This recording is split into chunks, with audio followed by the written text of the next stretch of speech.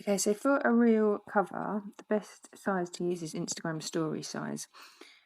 This whole size will show up on the feed and also on your Reels tab of your grid. So if you go across to just looking at Reels, you'll see this whole like tool size. So you'll see everything on the top, middle, and bottom. But as you have noticed, when it comes onto your actual grid, it just gets the middle square. So I've got some templates, but just to show you how to kind of create a reel cover, if you go to the plus, go to elements down the bottom. Now you need a square.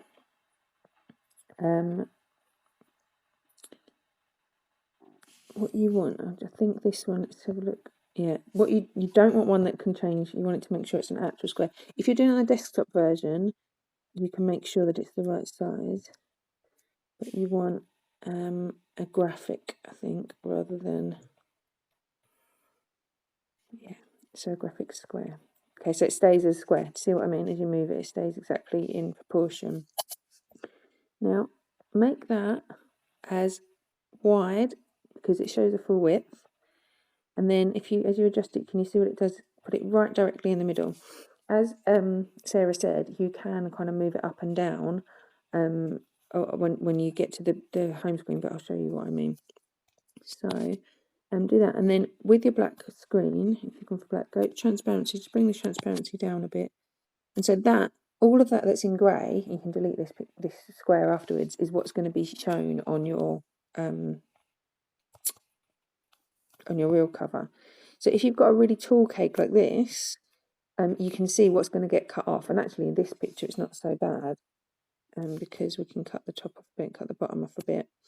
And it's a little bit uncentered, isn't it? So you put it like that, and then that's what you'll see. And then you can either delete this one or change it to something that's kind of in your brand colours, so that it's, so that it comes out like that. And then what I would do is add in some text that says something like,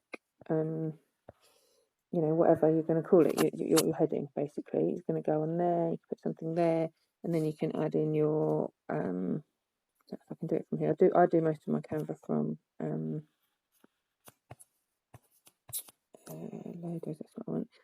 I do most of my Canva from the desktop version, but you can stick your logo kind of down the bottom or whatever if you want.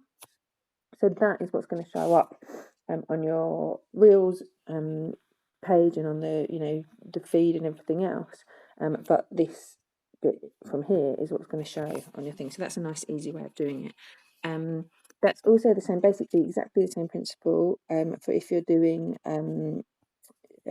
just normal posts. If your post isn't a square shape, if your post is like it's annoying because Instagram don't have it as Canva don't have it as a template size.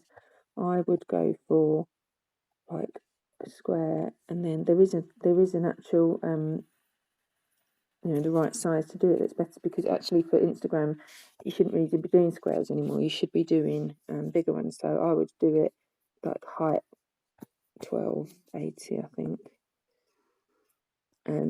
And that takes up more, I think probably bigger than that even.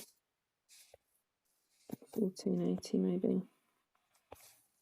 And then that's a good size to show on your, on the feed and everything else. But again, you need to make sure that what you can see